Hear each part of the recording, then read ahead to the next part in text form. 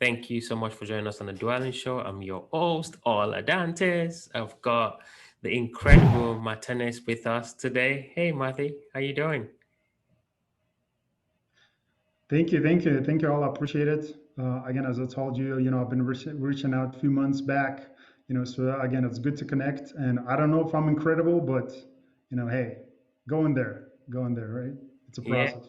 yeah, sure. So this is a little bit of a different episode because it's not real estate focused.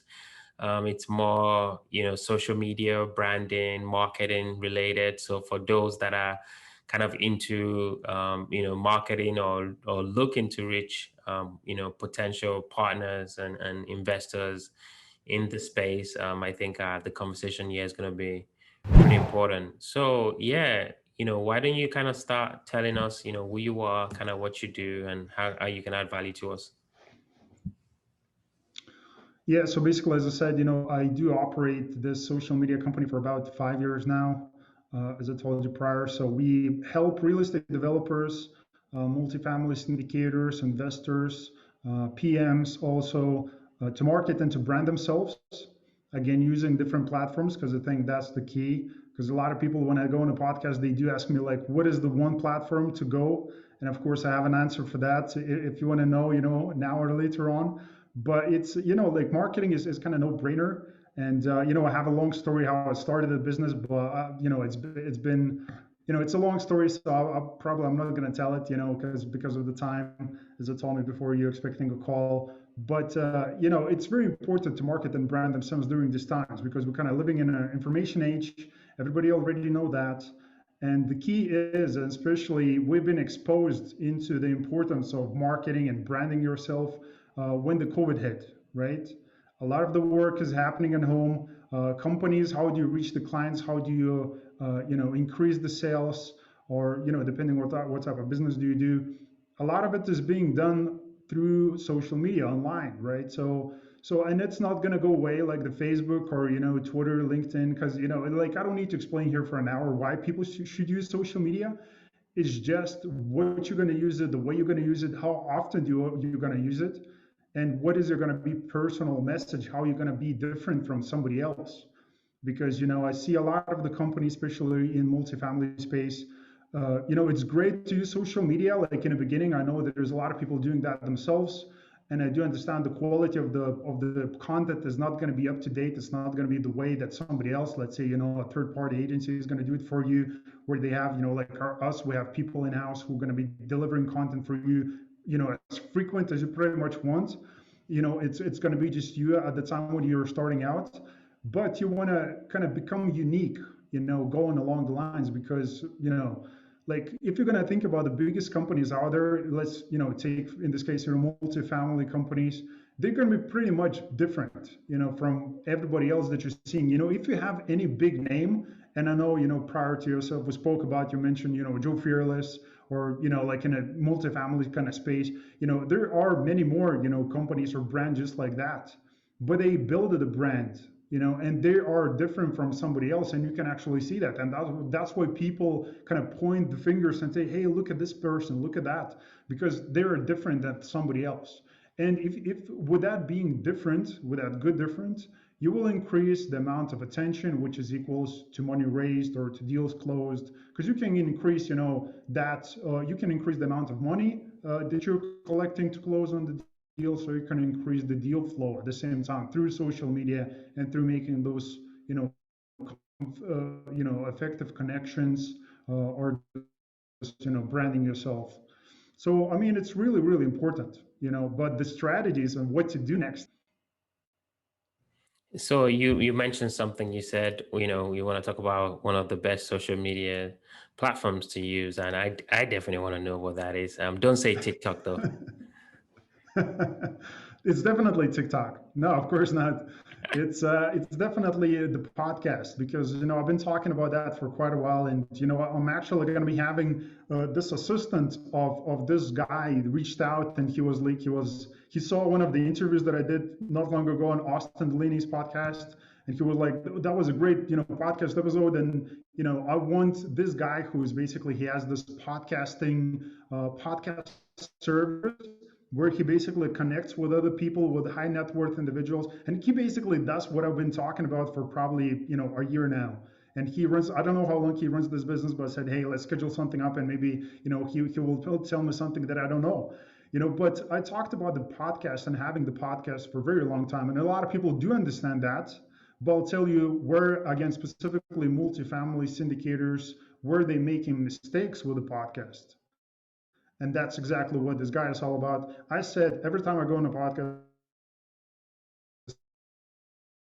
said, look, multifamily syndicators said using the cookie cutter approach, doing what everybody else does, and now let's become different. Instead of having people on a podcast, let's say you are a multifamily syndicator, right? You're an investor, and I'm a multifamily investor syndicator. Let's say, I'm not, but let's say I am. So if I'm coming on your show, like, you're exchanging audience, maybe a little bit. Maybe my audience is going to be coming to your show. Your audience is going to be coming to me. So we're kind of exchanging followers, subscribers, whatever, that's kind of online transaction is happening. But besides the online transaction and the followers, nothing else is going to happen. Maybe you will increase the deal flow. Maybe this guy is going to say, hey, listen, I know some people, some brokers in different states, so I'm going to feed you those. But what's the chance of that happening? Everybody's looking for the deals themselves, right? So so instead of that, having other people on the show like multifamily syndicators, those people should have other people who are potential people who would be investing in those deals. So I'm talking about the lawyers, doctors, entrepreneurs, and those people are really great to talk with. I mean, the amount of information that you can get from those people. Let's say if you want to talk with, kind of tech startup entrepreneur, because he's an high net worth individual kind of already because you did your own personal due diligence or your assistant did that. But going after those people, because having meaningful conversations is actually more important than having just conversations. Because it's easy to say, episode 125. Like I have two podcasts, almost 400 episodes on two different podcasts. Like I don't do any single interviews just because like I like to do podcasts. Like I do like that. I always think about the end user, which is going to be the audience, like how much value I can deliver to that person, to that audience, because I'm looking from that perspective, but I have to look from my own personal lens as well. Is that potential person who's going to come on my show, is that going to be, a potential client, a connection? What can happen from there? And I'm not looking, I just want to get this right. I'm not looking here to make the sales. Like, oh, please come on my show and I will try to sell you something. That's not the way it works. You look for the alignment, and maybe at the call, this podcast we're interviewing this, let's say, net worth, high net worth, startup tech guy, and you're gonna find out that there's no alignment. Like he's not looking to invest. Maybe he's been exposed to multifamily or whatever. So you have to find if there is alignment. But listen, that guy or girl, they have other connections too. So if you're good at creating those connections, like in 45 minutes and an hour, 1.5 hours, and now I'm always taking the podcast episodes instead of, because I know there's a lot of people doing like 25 minutes. I mean, it's great. Unless you're that great in building connections, it's really hard to do that in 25 minutes. But when you're talking with somebody for an hour, for 1.5 hours, you kind of understand where they're coming from, and you have more, you have more of that relationship going from there, which you actually can build that relationship in 1.5 hours. If you're asking effective questions and you know how to deliver, that's completely different stuff. You have to be great at podcasting as well, and building those relationships and finding, how to direct, what to do with it, So that's another piece. But podcast is definitely the piece that I do recommend for somebody, especially during these times, doing these virtual, calls, having these virtual handshakes. Of course, the COVID will go away, but a lot of people will continue to do business this way.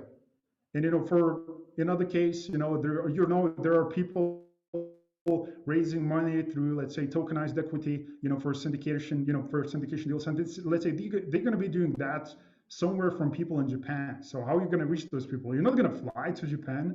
Maybe you will at some point, but now you're going to go on Zoom. Maybe you're going to have it on the podcast. I mean, it requires this, like having these conversations. And, the podcast is the best way because everybody like talk about themselves.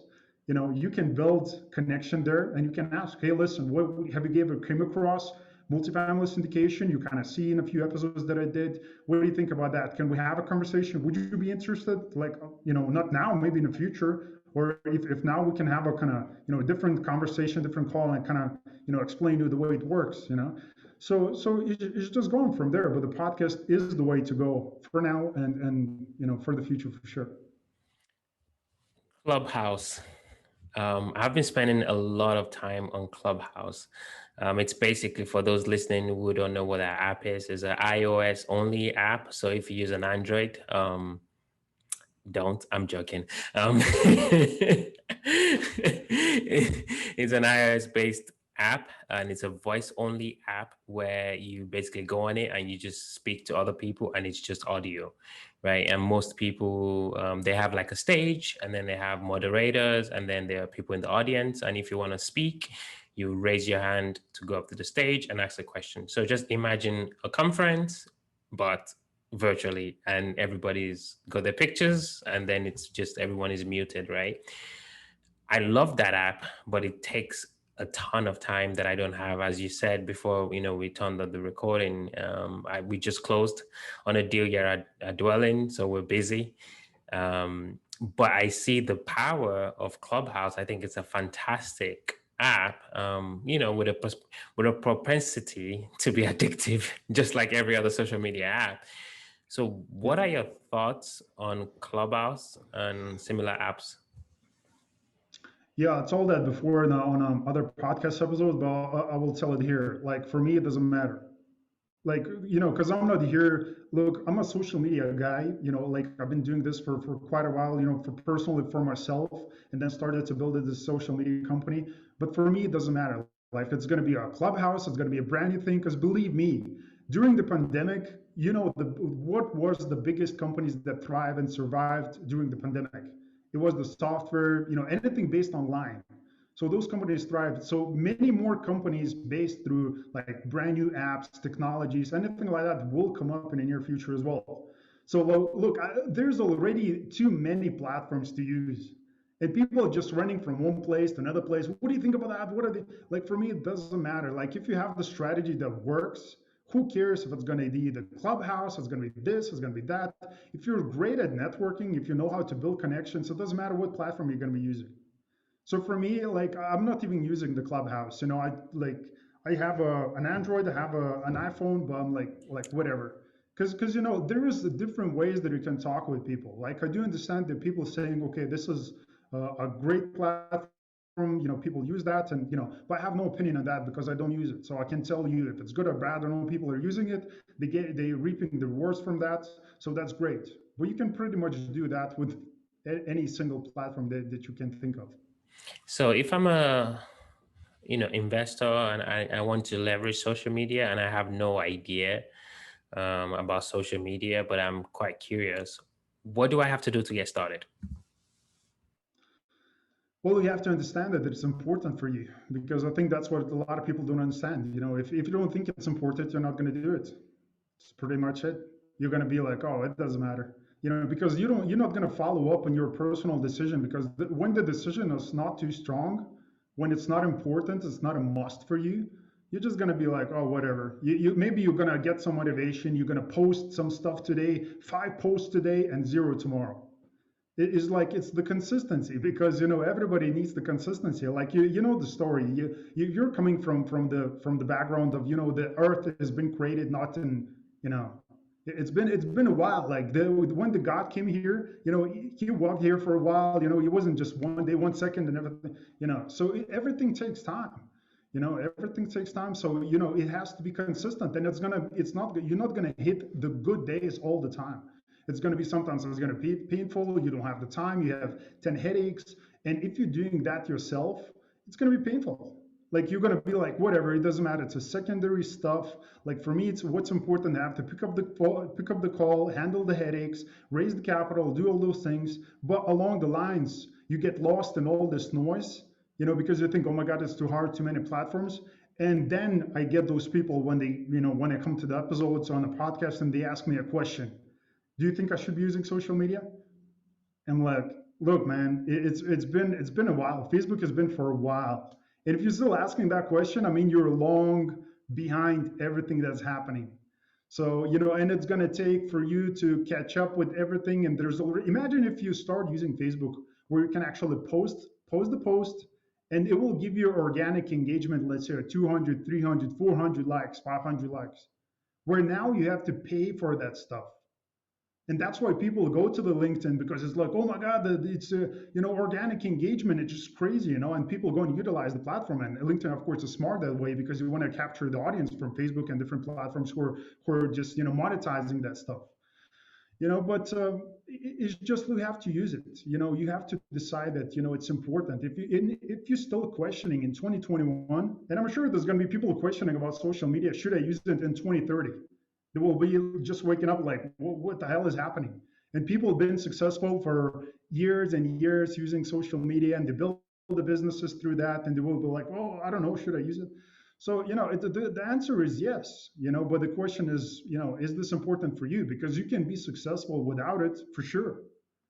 So, but what do you want to do? Because if you're looking to be successful just in, let's say, in Houston, you can be successful, or in the States. Well, if you want to be successful in the States, you will have to use the social media at some point.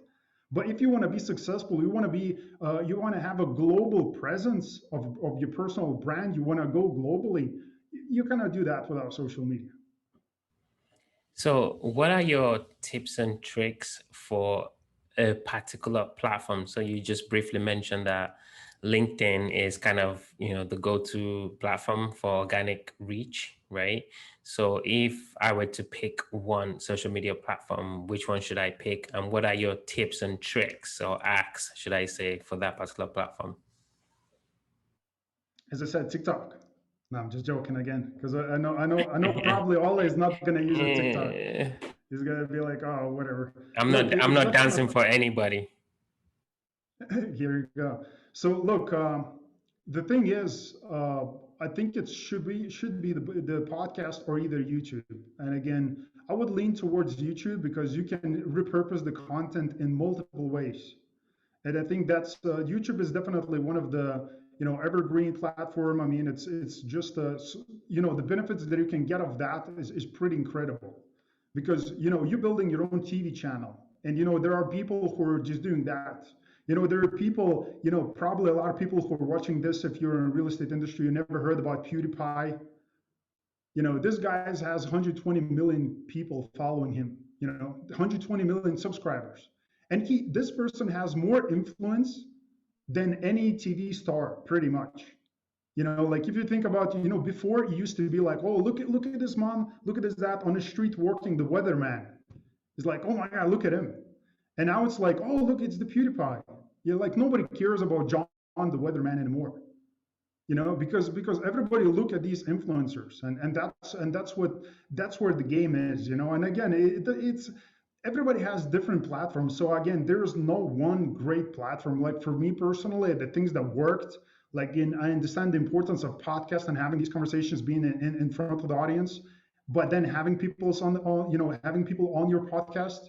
So instead of having just podcast, just audio, again, you can have a YouTube channel, which is going to be video. It's going to be an audio. You can extract that and transcribe the content. You can create blog posts. You can create small, clips from that and upload to LinkedIn, Twitter, Facebook, Instagram. So you can repurpose as much as you want. Then you can upload it to TikTok if you want as well. That is so funny. Yeah, well, I mean, I think we've talked quite a bit on social media, so we're definitely dwelling into the quick rounds. These are going to be quick questions, quick answers. You ready? Sure. All right. First question: what makes you unique? What is that differentiating factor that separates you from the next guy or the next girl? Because I'm myself. I'm not scared to be me. And I think that's the most powerful thing that you can do. When you know who you are, and you know what you do, and you know what your values are, because a lot of people, they tend to come on camera, and the way I'm going to be on camera is the way I'm going to be in person. So, and that's something that nothing will take away from me, because there's a lot of people pretending, so you just have to be you. Love it, love it. Second question: what was the last book that you read, and what was the one thing you picked up from that book? Oh, I'm reading one great book. It's actually with a different passion project that I'm working right now. It's called Space is Open for Business. So it's a great book by one of the podcast guests that I had on the show, Robert Jacobson. So I do recommend anybody, anybody who has a passion for that, go and grab the book, available on Amazon, I think. So I'm into that book. So I can remember exactly the one of the quotes, but it has many, many great pieces about, this industry becoming one of the frontiers. And, it's just like you can see it all over the place. And if you can spot what's happening around the corner, as Mark Cuban says, you can become well off again if you're going to be positioned in the right place at the right time. So space is open for business. Interesting. If there's so if there's basically someone thinking of reaching out to you, getting to know you more, what's kind of like the one place people can reach out, get to know you more? And before that, actually, what do you do for fun? Oh, for fun. Jesus, probably that's the toughest question ever, because I don't look like a lot of fun, and my wife can say that as well because like, and again I talked with Austin Linney. I don't know if you know Austin, but he's a great guy, and we had multiple conversations with this person, and he's like always, what do you do? And he kind of knows from the third call. He's like, are you working again? And I was like, yes, because that's what I do. Like for me, work is fun. For me, personally growing the business, growing the company, growing different projects, not just one company. Because besides the social media, like we have, different stuff in different industries happening, but it's everything quiet. I'm not gonna post it myself on social media working and look at me like I'm working. Like everything is quiet. Like I don't want to talk about that. But this is probably the most exciting and fun stuff for me is just working, because when you always tell to the people who are trying to kind of start a business or just to get it going, in personal in life, I say, look, when you tap in your personal potential and in here what you can do, why rest? Why rest and talk about, oh, you're going to burn out? Like you're not a candle. Like you're not going to burn out. If you're going to continue to drive with your personal passions and knowing exactly what you put here on this planet for, you're going to be good. And believe me, it's going to bring a lot of joy for you. But again, everybody's different. Maybe you need to take a break and go to the mountains and ski and stuff like that. For me, it's not important, but sometimes I have to do it because of the wife. Nice. So how can we reach you? Yes, so you can find me. I don't, as I always say, again, I'm not going to say it just to be as a cocky here, a cocky person, but you just Google me. You're going to find me. And if you're going to find me, don't get in contact with me. That's funny. Yeah, I love that. Well, really appreciate it. Definitely learned one or two things here and there. Appreciate it. Appreciate your time. Thank you all. I appreciate it as well. Thanks.